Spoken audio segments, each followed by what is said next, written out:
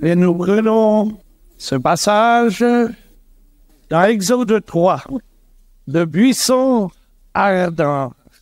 Moïse, à partir du verset 1, faisait paître les troupeaux de Jéthro, son beau-père, sacrificateur de Madian. Et il mena le troupeau derrière le désert et vint à la montagne de Dieu, à Horeb. L'ange de l'Éternel lui apparut dans une flamme de feu au milieu d'un buisson. Moïse regarda et voici le buisson était tout en feu, et le buisson ne se consumait point. Moïse dit, je veux me détourner pour voir quelle est cette grande vision et pourquoi le buisson ne se consume point. L'Éternel vit qu'il se détournait pour voir, et Dieu l'appela du milieu du buisson et dit, Moïse, Moïse. Et il répondit, me voici. Dieu dit, n'approche pas d'ici, ôte les souliers de tes pieds, car le lieu sur lequel tu te tiens est une terre sainte. Et il ajouta, je suis le Dieu de ton père, le Dieu d'Abraham, le Dieu d'Isaac, le Dieu de Jacob. Moïse se cacha le visage, car il craignait de regarder Dieu. L'Éternel dit, j'ai vu la souffrance de mon peuple qui est en Égypte, et j'ai entendu les cris que lui font pousser les oppresseurs, car je connais ses douleurs.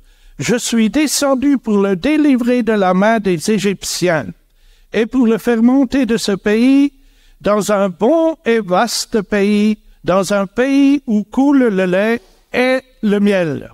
Gloire à Dieu. Je suis descendu pour vraiment arracher ce peuple à l'oppression. Est-ce que nous on prie pour les nôtres autour de nous? C'est ça, c'est ça. Vous savez, il y en a beaucoup qui oublient de prier, ils veulent faire. Je suis descendu, dit l'Éternel. Hein, il n'a pas dit, je veux que tu fasses ceci ou cela. Hein? Il a dit, je veux que tu obéisses. Et c'est cela. Tout est dans l'obéissance. Et si nous avons compris ces choses, nous voyons que tout est dans la main de Dieu. Il s'occupe de nous chaque instant de chaque jour. Naturellement, si nous sommes devenus des Moïse, Moïse veut dire Moshe en hébreu. Et Moshe veut dire tirer de. Alors on pense tout de suite, oui, Moïse a été tiré de l'eau. Et nous, de quoi avons-nous été tirés? Jésus a dit à Nicodème, si tu ne nais de nouveau, tu ne peux pas voir le royaume des cieux. Et Nicodème l'a même pas compris. Il a dit, mais comment faut-il que je naisse de nouveau? Comment je dois retourner dans le sein de ma mère? Et le Seigneur lui a dit, si tu n'es né d'eau et d'esprit, tu n'y entreras pas. C'est pour cela que le baptême, l'obéissance, c'est vraiment une chose primordiale que nous devons absolument dans l'obéissance à la parole de Dieu. Si le grain de blé ne meurt, il ne peut pas porter du fruit. Alors il faut mourir sous l'eau. Et qu'est-ce que dit Romains 6? Si vous êtes plongés dans la mort du Christ, vous avez la vie de résurrection. Gloire à Dieu. Et nous voyons Moïse, que Dieu appelle. Moïse qui était 40 ans dans la maison du roi de Pharaon. Moïse qui a 40 ans conduit son troupeau dans le désert. C'est toute une vie, hein? Nous voyons l'image de comme tout est dirigé. Moïse a vécu après encore 40 ans, il est mort à 120 ans. Mais devant Dieu, un jour est comme 1000 ans et 1000 ans comme un jour.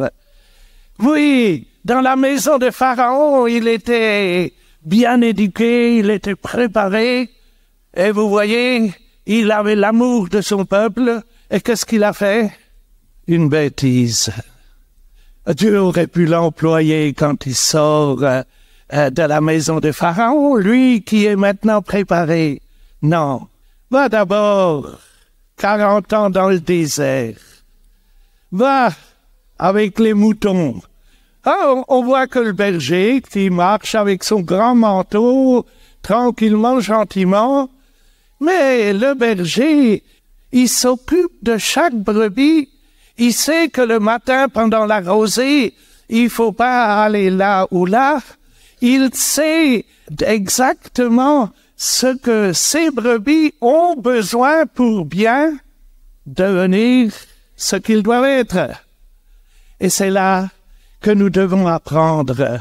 Oui, avec Dieu, lui, il a son plan. Et si nous voulons aller contre son plan, nous faisons comme Moïse, nous faisons des bêtises. Et vous voyez, je me mets à la place de Moïse. Il est là et il marche tranquillement avec ses moutons. Et il voit ce buisson de loin. Et il part avec ses moutons. Parce que son travail, c'était berger, c'était de s'occuper des moutons de son beau-père. Il avait sa pensée, vous pensez, pendant 40 ans. Sa pensée, tout son être était dans les moutons, était berger. Il voit ce buisson. Et il passe. Et il revient le soir, parce qu'il nous a dit, il ne comprenait pas que ce buisson ne se consume pas. Alors on voit qu'il n'a pas directement, qu'il n'est pas allé courir. Il a passé, il a revu ce buisson. Le matin après, il revient, et il brûle encore. Le soir, il revient, il brûle encore. S'il brûle encore demain matin, je vais voir. Et nous voyons, il s'est tourné pour aller voir pourquoi ce buisson ne se consumait pas. Mais dans toutes ces choses, nous voyons Moïse. Et ce qui, pour moi, est un grand mystère, ce feu brûlait. Dans ce feu, il y avait l'ange de Dieu.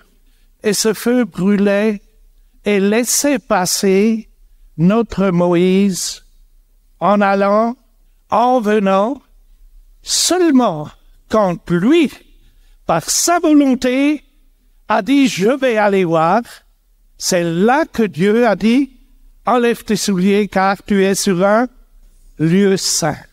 Et je crois que nous sommes ici, et je sais que nous sommes ici, dans un lieu saint. Et nous voyons Moïse qui s'approche et qui est conscient de la sainteté, qui est conscient, qui s'approche de ce buisson en flammes.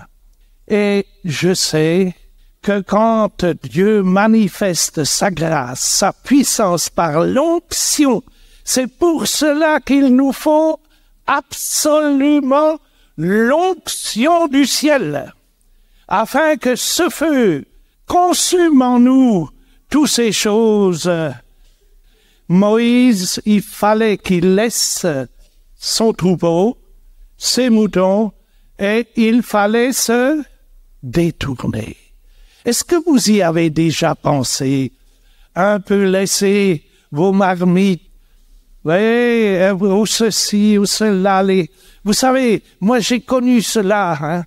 Des années j'ai été à l'église chez mon papa, pourtant que j'aimais tout, et dès que j'étais assis, je prenais le temps pour faire ma comptabilité.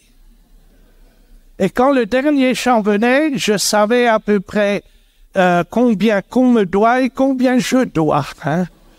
Alors j'allais plus léger, je rentrais à la maison. Mais c'est pas ça. Nous devons laisser cela et nous détourner. Et vous verrez, si vous faites cela, si vous vous détournez des choses, des soucis et de tout ce qui nous tracasse, il y a toute une autre réception. Dieu peut nous parler. Dieu peut nous délivrer. Dieu peut nous enseigner. Dieu peut nous donner ce que notre cœur désire et recherche. C'est pour cela, quand j'entends des gens, tu vois, il y a déjà 3 ans que je suis converti et rien n'a changé dans ma vie. Maintenant, il faut t'approcher du feu de Dieu, de la puissance de Dieu. Il nous le dit si bien dans Jean 1, verset 12. À tous ceux qui l'ont accepté, il a donné la puissance de devenir enfants de Dieu. Mais il faut être conscient que nous sommes vis-à-vis de Dieu dans un lieu saint. Enlevé. Vous voyez Bartimée. Qu'est-ce qu'il a fait quand Jésus l'a appelé? Il a jeté son manteau. Toute son imagination, sa religiosité, tout, il l'a jeté pour être prêt devant le Seigneur à recevoir. Et il a reçu. Vous savez, les souliers, ça a une grande importance. Nous voyons dans l'Évangile selon Saint Jean, chapitre 13, quand Jésus lave les pieds à ses disciples, et il arrive chez Pierre. Qu'est-ce qu'il a dit, Pierre? Ah non, Seigneur, pas seulement les pieds, tout, entièrement. Et Jésus a dit, celui qui a été lavé n'a besoin que de laver les pieds. Parce que nous sommes pas du monde, mais nous sommes dans ce monde.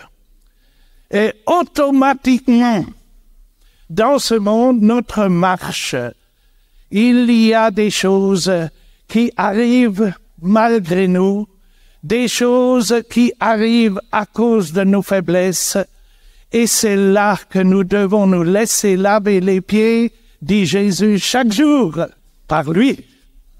C'est de reconnaître, Seigneur, tu vois aujourd'hui, au lieu d'être un témoin, j'ai fait ceci, j'ai fait cela.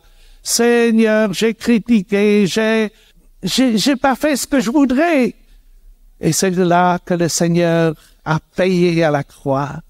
Il a versé son sang afin que nous ayons le pardon. Si nous nous humilions et si nous reconnaissons nos fautes, nos péchés, il est fidèle et il pardonne. Gloire à Dieu. Et alors, au verset 7, Dieu lui dit, « J'ai vu la souffrance de mon peuple en Égypte et j'ai entendu les cris. » Parce qu'automatiquement, par le sang de Christ, nous sommes son peuple. Le peuple racheté. Le peuple lavé par le sang de l'agneau. Si nous l'acceptons, toujours à nouveau, nous pouvons l'accepter et remercier. Seigneur, tu me pardonnes et je te remercie, je te loue, je t'adore. Vous savez, on est dans la louange, mais il y a des fois, et puis je sais que Dieu a parlé, il y a des cœurs où il y a des racines amères. Et ces racines amères, il faut les enlever. Vous savez, on veut s'approcher de Dieu. Une petite expérience que j'ai faite à Würzburg. Une femme, après la réunion, vient me demander, pasteur, est-ce que je pourrais parler avec vous? J'ai dit, ben oui. Alors on a été dans la chambre à côté, derrière la salle. Et alors, elle m'a quand même dit que elle prie déjà des dizaines d'années pour son mari, et son mari ne se convertit pas, les enfants ne se convertissent pas, et c'est ainsi de suite. J'ai dit, écoutez, madame, vous êtes ici dans un lieu saint, et vous venez avec des shorts. Dieu vous exaucera jamais. Elle s'est levée, et elle est partie. Quand je suis sorti, mon frère, qui avait la responsabilité, il dit, ah ben toi, hein, toujours quand elle va dans cette chambre avec des serviteurs de Dieu, elle en a pour 1 heure. J'ai dit, et elle est partie, hein? Elle s'est sauvée. Il a dit, oui. Qu'est-ce qu'il y a eu? J'ai dit, dans des shorts, venir dans la maison de Dieu prendre la Sainte Seine? Mais alors c'est une abomination. Elle pourra encore prier 50 ans pour son mari. Il a dit, oh ben là, t'avais raison. Tu sais, moi, j'osais pas lui dire. Elle vient toujours en short. Le soir, quand je fais l'appel, c'était une évangélisation, voilà un homme qui s'avance avec 2 enfants. déjà pendant la prédication, je vois la porte s'ouvrir et elle rentrer avec une belle longue robe. Hein. Je descends pour aller prier parce qu'il y avait plusieurs qui ont donné leur vie. Et alors il me dit, vous savez, je donne mon cœur à Dieu. Il y a déjà longtemps, mais j'étais toujours retenu, jamais j'ai pu. Et ce soir, quand vous avez fait l'appel, je suis presque volé devant avec mes enfants. Et puis alors elle vient, elle dit, c'est mon mari. Hein? Mais vous voyez, est-ce que c'est pas beau?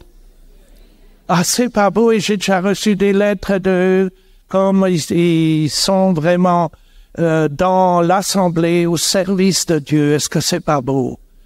Enlève tes souliers, viens avec un cœur préparé, viens vraiment avec un saint respect. Et alors, Dieu peut parler. Et il veut parler, car lui a besoin de serviteurs. Dans le verset 10, maintenant, lui dit Dieu, va, c'est toi qui dois sortir mon peuple. Alors Moïse dit, mais qui suis-je pour que tu me choisis, moi?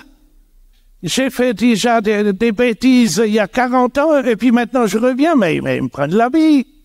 Mais non, ça va pas, mais qui suis-je? Je peux rien, je peux pas parler.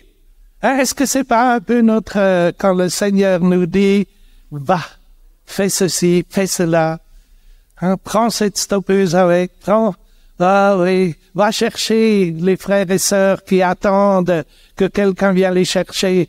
Ah, Seigneur, ça coûte de l'essence. Et tu sais, moi, qui suis-je? Oui, qui suis-je? Et alors, Moïse est tombé encore sur une meilleure question. Mais alors, tout mon roi, comment est ton nom?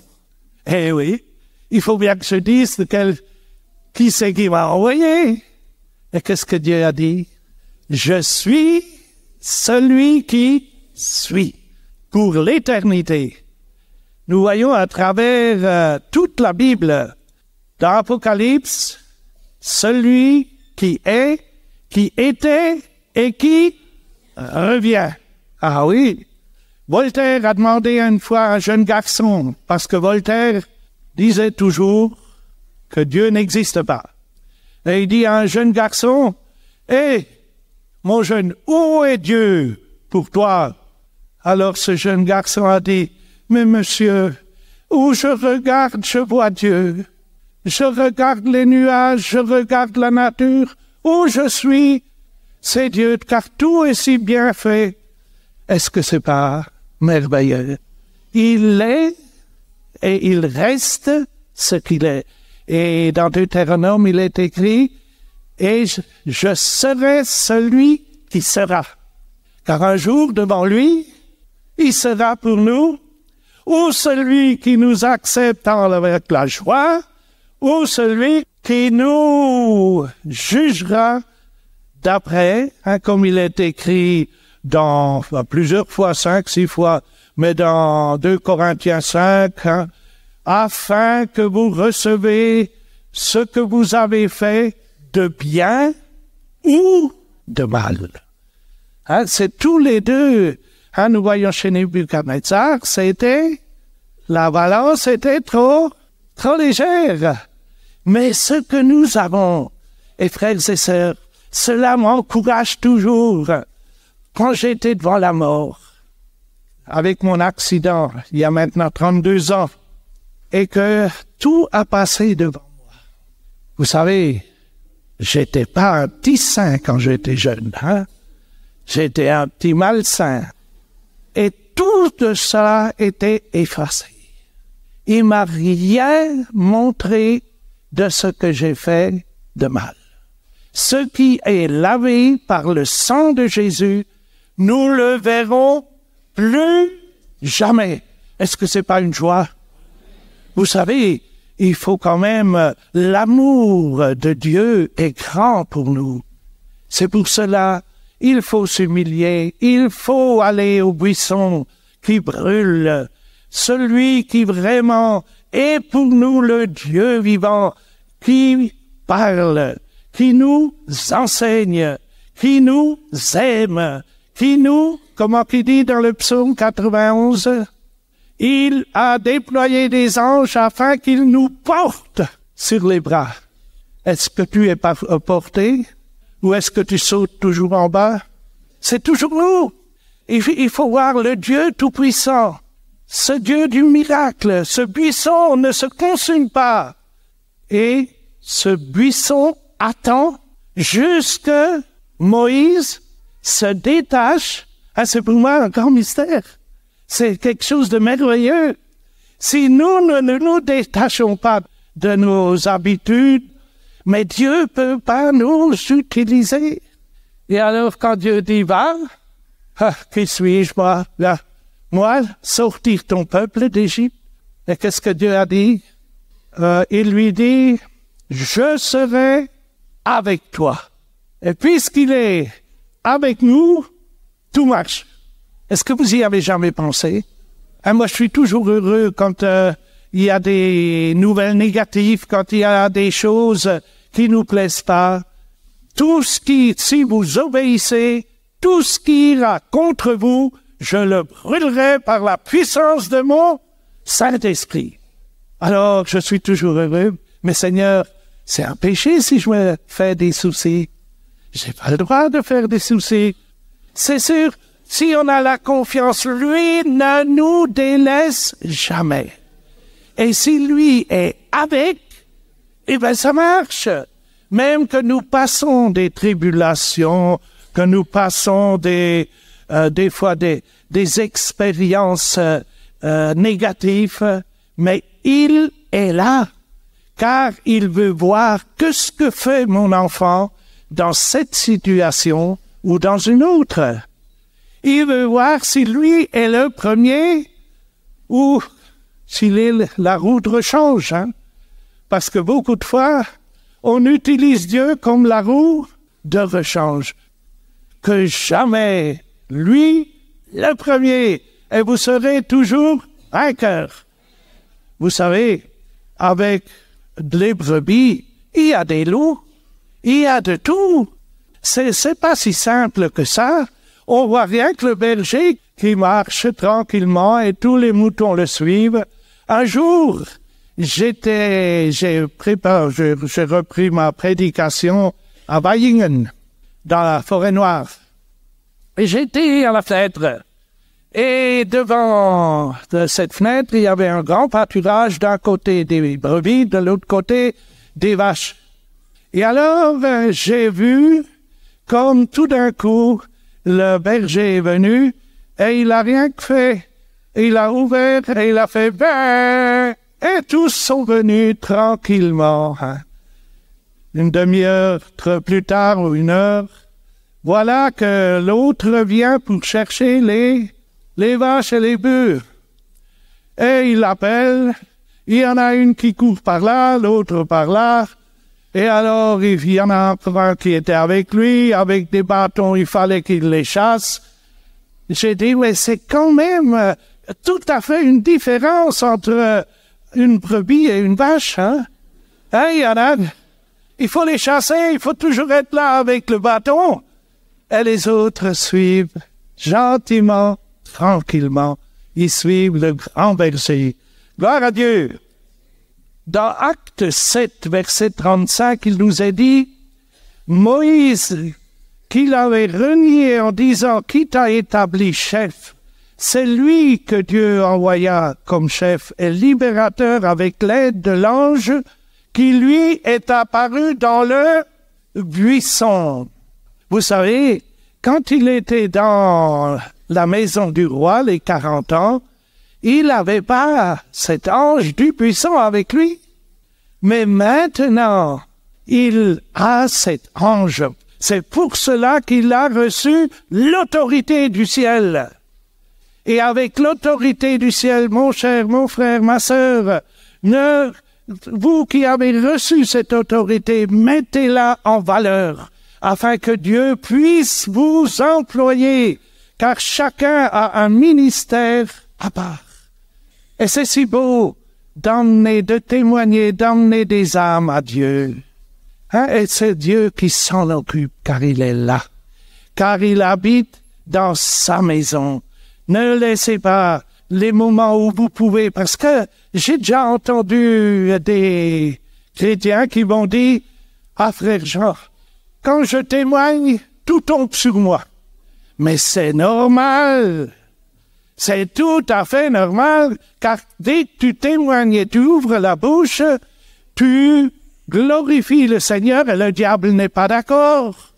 Mais alors, Seigneur, tu es là. Et ces esprits qui maintenant me troublent, je les chasse au nom de Jésus-Christ. Essayez-le. Vous verrez combien la fidélité de Dieu est grande. Mais il ne fera pas à ta place. Il attendra jusque toi tu prends cette position. Et c'est pour cela que nous avons besoin d'être en relation avec notre Seigneur, notre Dieu. Vous avez vu, quand il avait les brebis, Marie, Aaron, est-ce que Dieu parle rien à Moïse? Il peut nous parler aussi. Combien de fois j'ai entendu cela il y a des années? Dieu parle à Jean, qu'il parle à nous, et puis alors on obéira. Mais moi je peux rien. Moi j'ai prié, Seigneur parle-leur, Seigneur dis-leur. Ben, le Seigneur fait comme lui, il veut. Et c'est bien comme ça, car lui connaît le cœur de l'homme.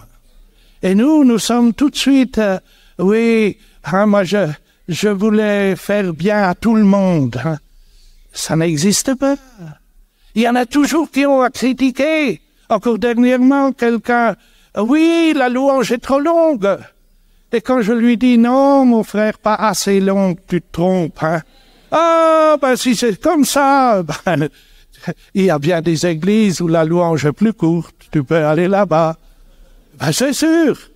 Mais on ne veut pas cette puissance que Dieu nous a donnée, cette joie, on ne veut pas la jeter à cause que je pense autrement.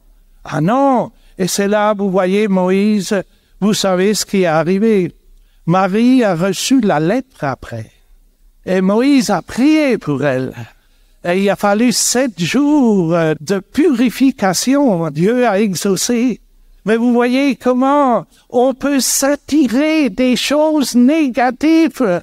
Marie n'aurait pas eu ça si elle n'aurait pas critiqué, si elle n'aurait pas voulu faire sa volonté. Non, Marie aurait vraiment aidé. À Moïse, jamais elle aurait eu la lèpre. Et c'est dans ces choses que nous devons apprendre. Si nous sommes là pour Christ, en Christ, tout nous est épargné. Lisez-le bien dans le psaume 91. C'est lui qui nous garde de toutes ces maladies, de toutes ces choses négatives. Dans 1 Corinthiens 10, « Frères, je ne veux pas que vous ignoriez que nos pères ont tous été sous la nuée, qu'ils ont tous passé au travers de la mer, qu'ils ont tous été baptisés en Moïse dans la nuée et dans la mer, qu'ils ont tous bu le même breuvage spirituel, car ils buvaient à un rocher qui le suivait, et ce rocher était Christ. Mais la plupart d'entre eux ne furent point agréables à Dieu, ils périrent dans le désert. » Vous voyez, la plupart n'étaient pas agréables au Seigneur. Et nous tous, c'est pour cela que nous devons tenir aux saintes Écritures, parole de Dieu. C'est cette parole. Nous avons tous été enseignés par cette parole. Nous buvons tous à la même source qui est le rocher Jésus-Christ. Et à travers son sang précieux, nous sommes sauvés pour toute l'éternité.